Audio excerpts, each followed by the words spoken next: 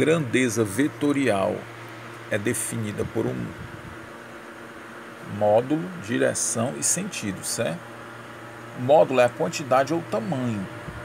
A direção, ela é horizontal ou vertical. E o sentido, se for na horizontal, nós vamos ter direita ou esquerda, ou na vertical, para cima ou para baixo. Suponha que uma partícula se desloque de A para B e em seguida de B para C. Representaremos o deslocamento total sem impor a trajetória por meio de dois vetores de deslocamentos, AB e BC, que vai nos dar um vetor soma, né, que é esse vetor S em azul aqui. Temos aqui um deslocamento total de A para C, um vetor soma ou resultante AC. A soma aqui não é uma soma algébrica comum. A soma de vetores envolve tanto o módulo como a orientação, certo? A representação entre os três vetores ocorre através da equação vetorial. Vetor soma é igual a vetor A mais vetor B. Para somarmos o vetor A com o vetor B, devemos fazer a origem do vetor B coincidir com a extremidade do vetor A. O vetor resultante será obtido ligando a origem do vetor A com a extremidade do vetor B. Ok?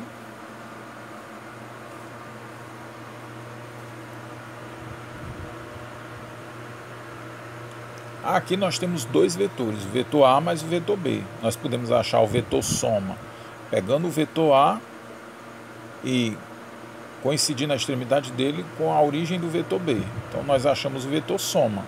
Ou então nós podemos pegar o vetor B, a extremidade dele, e coincidir com a origem do vetor A. Vai nos dar o vetor soma do mesmo jeito.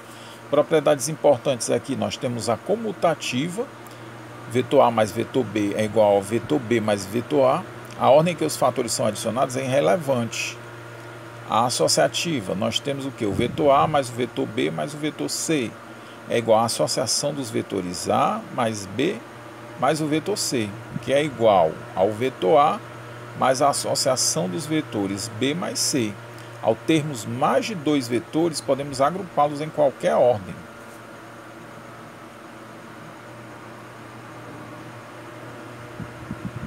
Temos aqui exemplos de vetores, o A, o B e o C. A gente pode obter a soma do A mais B. Pega a extremidade do A com a origem do vetor B. A gente obtém o vetor soma, A mais B. Certo? Então a gente pega também aqui, vetor B mais C. A gente pega o vetor B, a extremidade junta com a origem do vetor C, temos o vetor B mais C. A associação dos vetores A mais B mais vetor C. A gente já tem o vetor A mais B, né? Associação. Coloca, coincide a extremidade com a origem do vetor C e nós vamos ter essa associação aí, né? Vetores A mais B mais vetor C. É a soma nessa figura. Na próxima figura nós vamos ter o que? Nós vamos ter vetor A mais a associação dos vetores B mais C. Como a gente já fez na figura lá em cima, né? Segundo desenho, então a gente já coloca aqui o vetor B mais C.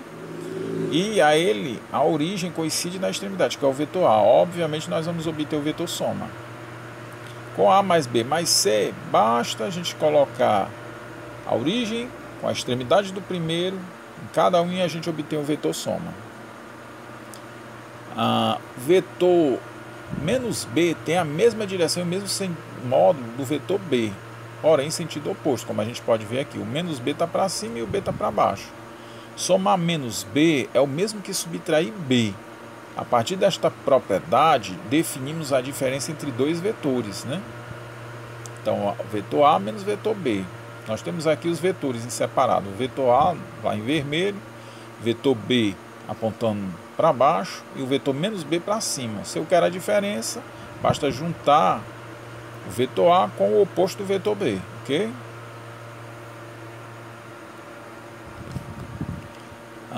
Podemos somar dois deslocamentos ou duas velocidades, porém não faz sentido somarmos um deslocamento e uma velocidade. Aqui é a seguinte coisa, se eu tenho 12 metros mais 32 metros, nós temos 44 metros, ou seja, nós temos só distância aqui, isso é correto fazer. Mas se quisermos somar 31 metros com 13 metros por segundo, ou seja, distância com velocidade, isso é impossível, isso é incoerente, ok? Já que podemos ver alguns vetores somam nessas figuras, né? Aqui o A e o B, como é que eu faria? Eu faria a projeção do vetor B e daí já poderia traçar o vetor soma. Nesse quadrado aqui seria só fechar o quadrado e nesse triângulo aqui basicamente seria apenas fechar o triângulo, ok?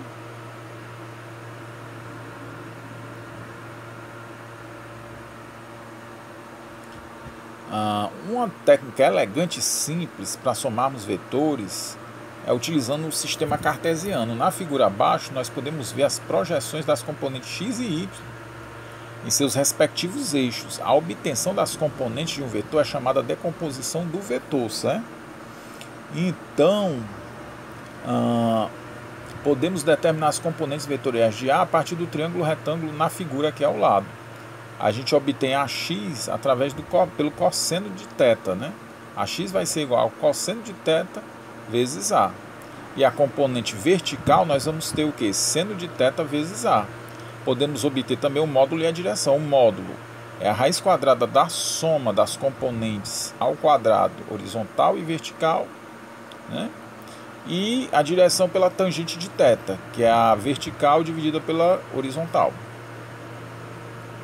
Exemplo, um pequeno avião desloca de um aeroporto em um dia nublado e é avistado aqui, certo? Mais tarde a 233 km de distância, em um curso que faz um ângulo de 23 graus a leste do norte. A que distância a leste e ao norte do aeroporto está o avião no momento em que é avistado? Ele dá aqui o seno de 67 graus, 0,92 e o cosseno 0,39, certo? Então, pela figura feita aqui, a gente pode ver o ângulo θ, né? Que é a diferença lá para dar 90 com 23 vai dar esse seno de 67. A x vai ser a leste do aeroporto, a y ao norte. E o aeroporto está ali onde está o zero. Então, para a gente calcular primeiro aqui, ao norte do aeroporto, nós vamos fazer o seno de θ, que é a y sobre A. A gente sabe que é seno de 67, então 0,92 é igual a y sobre 233. Isso aqui vai dar que a y é 214,4 km.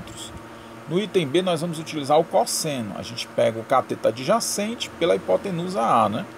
Cosseno de 67 a gente já sabe que é 0,39. Isso é igual a x sobre 233. A x vai ser igual a 90,9 km. Ou seja, o avião estava a 214 km ao norte e 90 km a leste do aeroporto, ok? No próximo exemplo, o objetivo de um navio é chegar a um ponto situado a 160 km ao norte do ponto de partida, mas uma tempestade inesperada o leva para um local situado a 80 km leste do ponto de partida. Que distância o navio deve percorrer?